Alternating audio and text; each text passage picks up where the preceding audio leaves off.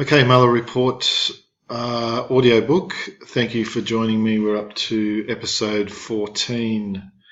We're in volume 2, where we're looking at efforts to impede the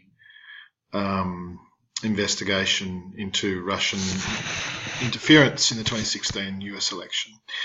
We're reading from page 36, talking about Michael Flynn and his resignation. On February 2, 2017, Eisenberg reviewed the underlying information relating to Flynn's calls with Kislyak. Eisenberg recalled that he had prepared a memorandum about criminal statutes that could apply to Flynn's conduct, but he did not believe the White House had enough information to make a definitive recommendation to the President. Eisenberg and McGahn discussed that Eisenberg's review of the underlying information confirmed his preliminary conclusion that Flynn was unlikely to be prosecuted for violating the Logan Act. Because White House officials were uncertain what Flynn had told the FBI, however, they could not assess his exposure for prosecution for violating 18 U.S.C. 1001. Just checking the footnote on that, no reference there. The week of February 6, Flynn had a one-on-one conversation with the President in the Oval Office about the negative media coverage of his contacts with Kislyak. Flynn recalled that the President was upset and asked him for information on the conversations. Flynn listed the specific dates on which he remembered speaking with Kislyak, but the President corrected one of the dates he listed. The President asked Flynn what he and Kislyak discussed, and Flynn responded that he might have talked about sanctions. Just checking the footnote in this page, there also is evidence that corroborates other aspects of the memoranda Comey wrote, documenting his interactions with the President. For example, Comey recalled, and his memoranda reflect, that he told the President in his January 6, 2017 meeting and on phone calls March and April that the FBI was not investigating the President personally. On May 8, 2017, during White House discussions about firing Comey, the President told Rosenstein and others that Comey had told him 3 times that he was not under investigation, including once in person and twice on the phone. That's in reference to, at the end of our last episode, Comey's memory of the dinner that he had with the President. Moving on with Michael Flynn, on February 9, 2017, the Washington Post reported that Flynn discussed sanctions with Kislyak the month before the President took office. After the publication of that story, Vice President Pence learned of the Department of Justice notification to the White House about the content of Flynn's calls. He and other advisors then sought access to and reviewed the underlying information about Flynn's contacts with Kislyak.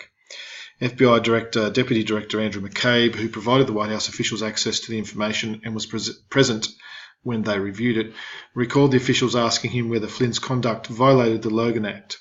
McCabe responded that he did not know, but the FBI was investigating the matter because it was a possibility. Based on the evidence of Flynn's contacts with Kislyak, McGahn and Priebus concluded that Flynn could not have forgotten the details of the discussions of sanctions and had instead been lying about what he discussed with Kislyak. Flynn had also told White House officials that the FBI had told him that the FBI was closing out its investigation of him, but Eisenberg did not believe him. After reviewing the materials and speaking with Flynn, McGahn and Priebus concluded that Flynn should be terminated and recommended that course of action to the President. That weekend, Flynn accompanied the President to Mar-a-Lago. Flynn recalled that on February 12, 2017, on the return flight to DC on Air Force One, the President asked him whether he had lied to the Vice President. Flynn responded that he may have forgotten details of his calls, but he did not think he lied. The President responded, "Okay, that's fine, I got it." On February 13, 2017, Priebus told Flynn he had to resign.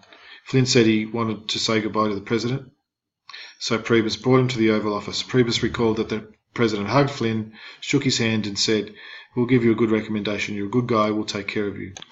Talking points on the resignation prepared by the White House counsel's office and distributed to the White House communications team stated that McGahn had advised the President that Flynn was unlikely to be prosecuted, and the President had determined that the issue with Flynn was one of trust. Spicer told the press the next day that Flynn was forced to resign not based on a legal issue, but based on a trust issue, where a level of trust between the President and General Flynn had eroded to the point where the President felt he had to make a change. The President discusses Flynn with FBI Director Comey. On February 14, 2017, the day after Flynn's resignation, the President had lunch at the White House with New Jersey Governor Chris Christie. According to Christie, at one point during the lunch, the President said, "Now that we fired Flynn, the Russia thing is over."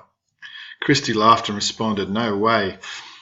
He said, "This Russia thing is far from over, and we'll be here on Valentine's Day 2018 talking about this."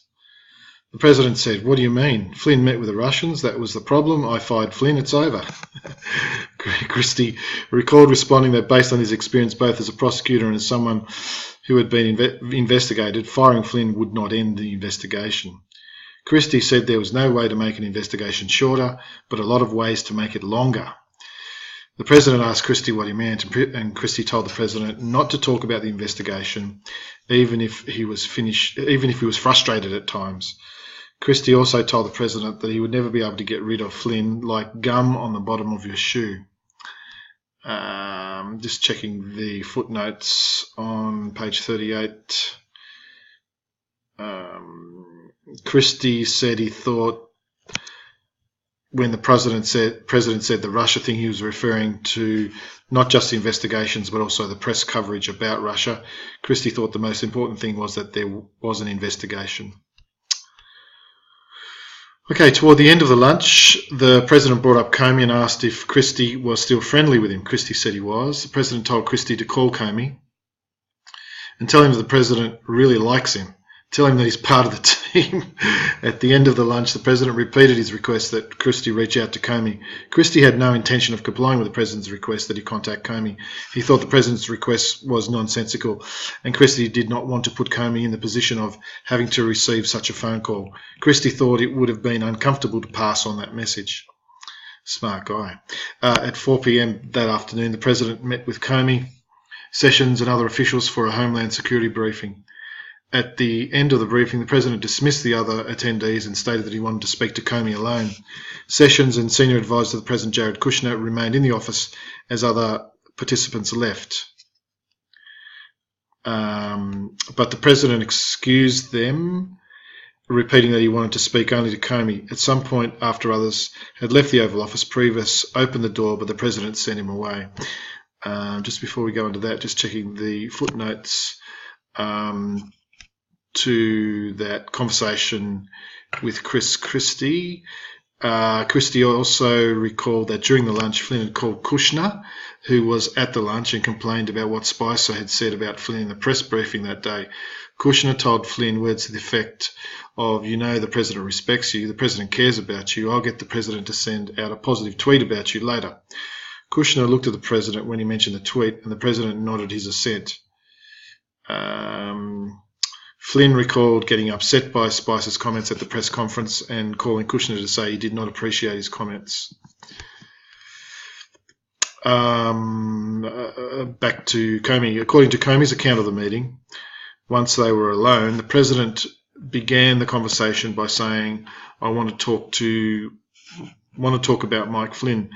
The President stated that Flynn had not done anything wrong in speaking with the Russians, but had to be terminated because he had misled the Vice President. The conversation turned to the topic of leaks of classified information, but the President returned to Flynn saying he was a good guy and has been through a lot. The President stated, "I hope you can see your way clear of letting Flynn go. He's a good guy. I hope you can let this go." Comey agreed that Flynn is a good guy, but did not commit to ending the investigation of Flynn. Comey testified under oath that he took the President's statement as a direction because of the President's position and the circumstances of the one-on-one meeting.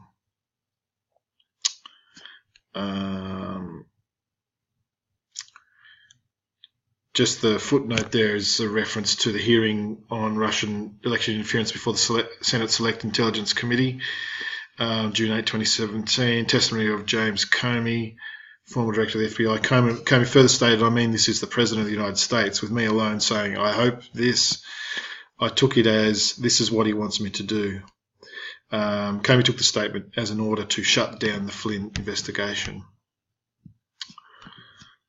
Shortly after the meeting with the President, Comey began drafting a memorandum documenting the conversation. Comey also met with his senior leadership team to discuss the President's request, and they agreed not to inform FBI officials working on the Flynn case of the President's statements, so the officials would not be influenced by the request. Comey also asked for a meeting with Sessions and requested that Sessions not leave Comey alone with the President again. I'll just look at the footnote regarding that last statement. Comey, Sessions at 6 confirmed that later in the week following Comey's one-on-one meeting with the President of the Oval Office, Comey told the Attorney General he did not want to be alone with the President. Within days of the February 14 Oval Office meeting, Comey told Sessions he did not think it was appropriate for the FBI director to meet alone with the President. Rybicki helped to schedule the meeting with Sessions because Comey wanted to talk about his concerns about meeting with the President alone. So that's all confirmation of Comey's position. The media raises questions about the President's delay in terminating Flynn. After Flynn was forced to resign, the press raised questions about why the President waited more than 2 weeks after the DOJ notification to remove Flynn, and whether the President had known about Flynn's contacts with Kislyak before the DOJ notification. Just checking the footnote on that one. Sean Spicer. Questions from the press included: if the President was notified 17 days ago that Flynn had misled the Vice President and other officials here, and that he was a potential threat to blackmail by the Russians, why would he have kept him on for almost 3 weeks? And did the President instruct Flynn to talk about sanctions with the Russian ambassador? Priebus recalled that the President initially equivocated on whether to fire Flynn because it would generate negative press to lose his national security advisor so early in the team. That was from an interview with Reince Priebus. The press also continued to raise questions about connections between Russia and the President's campaign. Just checking the footnotes. On February 15, 2017, the President told reporters, General Flynn is a wonderful man. I think he's been treated very, very unfairly by the media. There were remarks by President Trump and Prime Minister Netanyahu of Israel in a joint press conference, February 15, 2017. On February 16, 2017, the President held a press conference and said that he removed Flynn because Flynn didn't tell the Vice President of the United States the facts and then he didn't remember. And that just wasn't acceptable to me. The President said he did not direct Flynn to discuss sanctions with Kislyak, but it certainly would have been okay with me if he did. I would have directed him to do it if I thought he wasn't doing it. I didn't direct him, but I would have directed him because that's his job. It's confusing. In listing the reasons for terminating Flynn, the President did not say that Flynn had lied to him. The President also denied having any connection to Russia, stating, I have nothing to do with Russia. I told you, I have no deals there. I have no anything. The President also said he had nothing to do with WikiLeaks publication of information hacked from the Clinton campaign. The President attempts to have KT McFarlane create a witness statement denying that he directed Flynn's discussions with Kislyak. On February 22, 2017, Priebus and Bannon told McFarlane that the President wanted her to resign as Deputy National Security Advisor, but they suggested to her that the administration could make her the ambassador to Singapore. The next day, the President asked Priebus to have McFarlane draft an internal email that would confirm that the President did not direct Flynn to call the Russian ambassador about sanctions. Priebus said he told the President he would only direct McFarlane to write such a letter if she were comfortable with it. Priebus called McFarlane into his office to convey the President's request that she memorialise in writing that the President did not direct Flynn to talk to Kislyak. McFarlane told Priebus she did not know whether the President had directed Flynn to talk to Kislyak about sanctions, and she declined to say yes or no to the request. Priebus understood that McFarlane was not comfortable with the President's request, and he recommended that she talk to attorneys in the White House counsel's office. McFarlane then reached out to Eisenberg. McFarlane told him that she had been fired from her job as Deputy National Security Advisor and offered the ambassadorship in Singapore, but that the President and Priebus wanted a letter from her denying that the President directed Flynn to discuss sanctions with Kislyak. Eisenberg advised McFarlane not to write the requested letter, as documented by McFarlane in a contemporaneous memorandum for the record, that she wrote because she was concerned by the President's request. Eisenberg thought the requested email and letter would be a bad idea from my side because the email would be awkward. Why would I be emailing Priebus to make a statement for the record? But it would also be a bad idea for the President because it looked as if my ambassadorial appointment was in some way a quid pro quo. Later that evening, Priebus stopped by McFarlane's office and told her not to write the email and to forget he even mentioned it. Around the same time, the President asked Priebus to reach out to Flynn and let him know that the President still cared about him. Priebus called Flynn and said he was just checking in and that Flynn was an American hero. Priebus thought the President did not want Flynn saying bad things about him. On March 31, 2017, following news that Flynn had offered to testify before the FBI and congressional investigators in exchange for immunity, the President tweeted, "Mike Flynn should ask for immunity in that this is a witch hunt to excuse for a big election loss by media and Dems of historic proportion." In late March or early April, the President asked McFarlane to pass a message to Flynn, telling him the President felt bad for him and that he should stay strong. Analysis. In analysing the President's conduct related to the Flynn investigation, the following evidence is relevant to the elements of obstruction of justice. A. Obstructive act. According to Comey's account of his February 14, 2017 meeting in the Oval Office, the President told him, "I hope you can see your way clear of letting this go to letting Flynn go to I hope you can let this go." In analysing whether these statements constitute an obstructive act, a threshold question is whether Comey's account of the interaction is accurate, and if so, whether the President's statements had the tendency to impede the administration of justice by shutting down an inquiry that could result in a grand jury investigation and criminal charge. After Comey's account of the President's request to let Flynn go became public, the President publicly disputed several aspects of the story. The President told the New York Times that he did not shoo other people out of the room when he talked to Comey, and said that he did not remember having a one-on-one conversation with Comey. The President also publicly denied that he had asked Comey to let Flynn go, or otherwise communicated that Comey should drop the investigation to Flynn. In private, the President denied aspects of Comey's account to White House advisers, but acknowledged to Priebus that he thought Flynn brought Flynn up in the meeting with Comey and stated that Flynn was a good guy. Despite those denials, substantial evidence corroborates Comey's account. Just checking the footnotes here. In a statement on May 16, 2017, the White House said, "While the President has repeatedly expressed his view that General Flynn is a decent man who served and protected our country, the President has never asked Mr. Comey or anyone else to end any investigation, including any investigation involving General Flynn. This is not a truthful or accurate portrayal of the conversation between the President and Mr. Comey."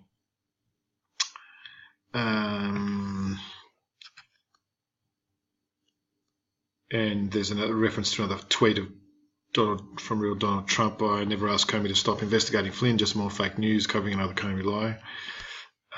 Priebus recalled that the President acknowledged telling Comey that Flynn was a good guy and he hoped everything worked out for him. McGann recalled that the President denied saying to Comey that he hoped Comey would let Flynn go, but added that he was allowed to hope. The President told McGann he did not think he had crossed any lines. Okay, back to page 45. First, Comey, what we're talking about here now is the evidence that corroborates Comey's account. First, Comey wrote a detailed memorandum of his encounter with the President on the same day it occurred. Comey also told senior FBI officials about the meeting with the President that day, and their recollections of what Comey told them at the time are consistent with Comey's account. Second, Comey provided testimony about the President's request that he let Flynn go under oath in congressional proceedings and in interviews with federal investigators subject to penalties for lying under 18 U.S.C. 1001.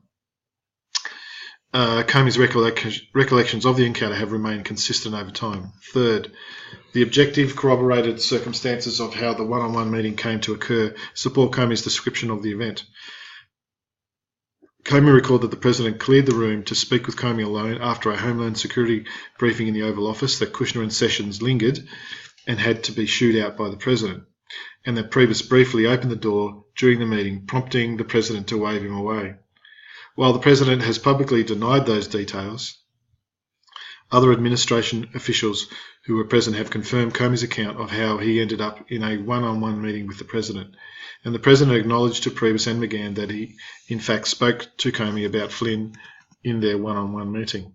Fourth, the President's decision to clear the room, and in particular to exclude the Attorney General from the meeting, signals that the President wanted to be alone with Comey, which is consistent with the delivery of a message of the type that Comey recalls, rather than a more innocuous conversation that could have occurred in the presence of the Attorney General.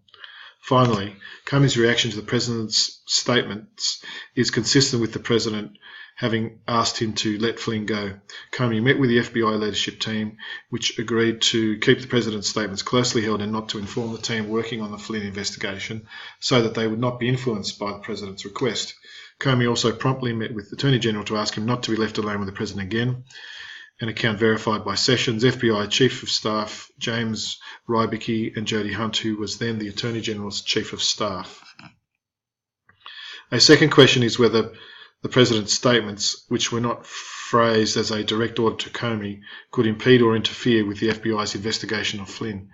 While the President said he hoped Comey would let Flynn go, rather than affirmatively directing him to do so, the circumstances of the conversation showed that the President was asking Comey to close the FBI's investigation into Flynn.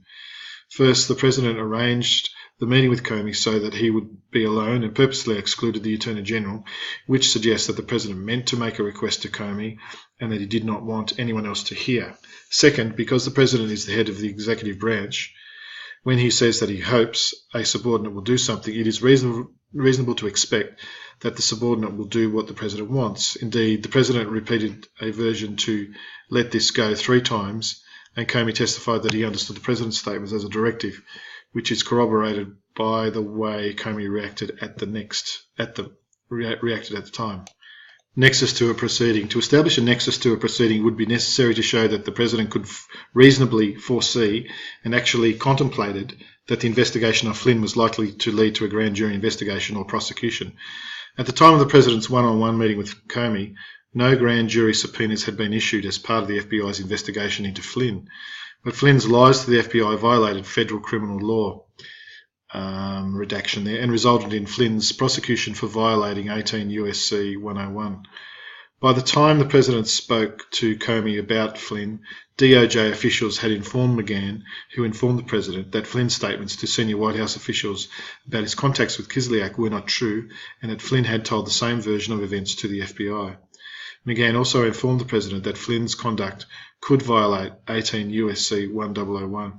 After the Vice President and senior White House officials reviewed the underlying information about Flynn's calls on February 10, 2017, they believed that Flynn could not have forgotten his conversations with Kislyak and concluded that he had been lying.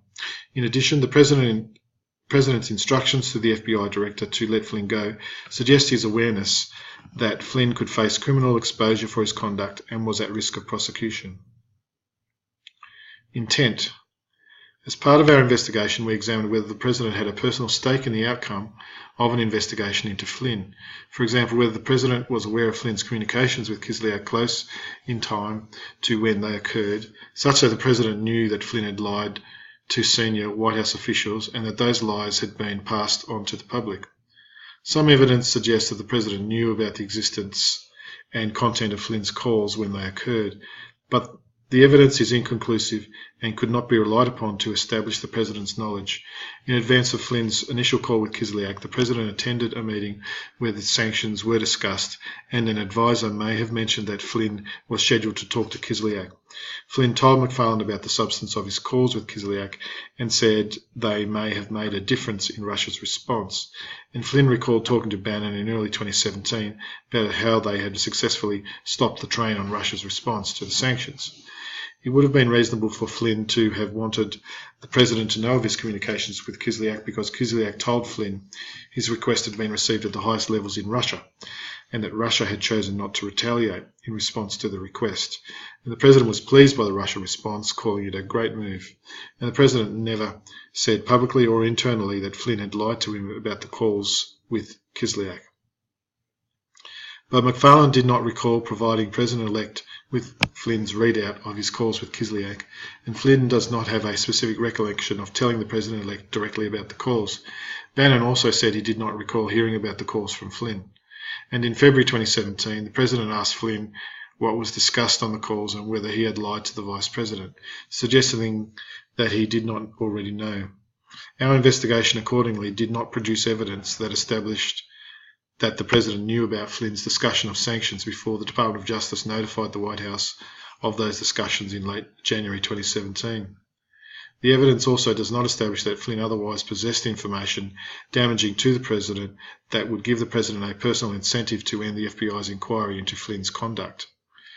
Evidence does establish that the President connected with Flynn investigation to the FBI's broader Russia investigation, and that he believed, as he told Christie, that terminating Flynn would end the whole Russia thing.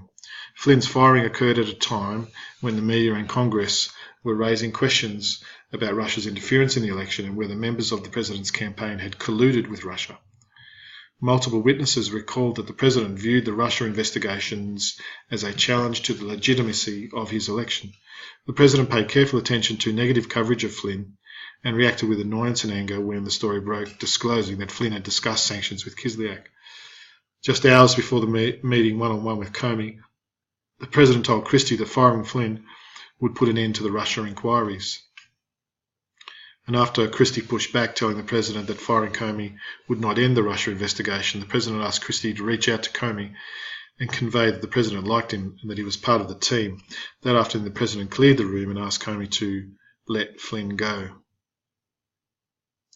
We also sought evidence relevant to assessing whether the President's direction of Comey was motivated by sympathy towards Flynn.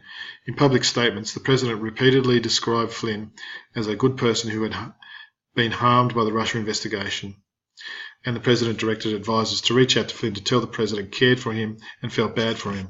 At the same time, multiple senior advisers, including Bannon, Priebus and Hicks, said that the President had become unhappy with Flynn well before Flynn was forced to resign, and the President was frequently irritated with Flynn. Priebus said he believed the President's initial reluctance to fire Flynn stemmed not from a personal regard, but from concern about the negative press that would be generated by firing the National Security Advisor so early in the administration. But Priebus indicated that the President's post-firing expressions of support for Flynn were motivated by the President's desire to keep Flynn from saying negative things about him. The way in which the President communicated the request to Comey also is relevant to understanding the President's intent. When the President first learned about the FBI investigation into Flynn, he told McGahn, Bannon and Priebus not to discuss the matter with anyone else in the White House. The next day, the President invited Comey for a one-on-one dinner against the advice of an aide who recommended that other White House officials also attend. At the dinner, the President asked Comey for loyalty, and at a different point in the conversation mentioned that Flynn had judgment issues. When the President met with Comey the day after Flynn's termination, shortly after being told by Christie that firing Flynn would not end the Russia investigation, the President cleared the room, even excluding the Attorney General, so that he could speak to Comey alone. The President's decision to meet one-on-one with Comey contravened the advice of the White House counsel that the President should not communicate directly with the Department of Justice to avoid any appearance of interfering in law enforcement activities. And the President later denied that he cleared the room and asked Comey to let Flynn go, a denial that would have been unnecessary if he believed his request was a proper exercise of prosecutorial discretion. Finally, the President's efforts to have McFarlane write an internal email denying that the President had directed Flynn to discuss sanctions with Kislyak highlights the President's concern about being associated with Flynn's conduct. The evidence does not establish that the President was trying to have McFarlane lie. The President's request, however, was sufficiently irregular that McFarlane, who did not know the full extent of Flynn's communications with the President and thus could not make the representation the President wanted, felt the need to draft an internal memorandum documenting the President's request, and Eisenberg was concerned that the request should look like a quid pro quo in exchange for an ambassadorship. Okay, we might finish episode 14 there at that point, because we move into another large slab which will probably be another 30 minutes at least. where it's looking at the President's reaction to public confirmation of FBI's Russia investigation. So we'll start that with a new episode. So we're down to page 47. We're streaming through Volume 2. We're up to Volume 2, Part 3 of Part 7 of 7 parts. So we're not quite halfway through Volume 2, but there's still a lot to go. I'll see you on episode 15.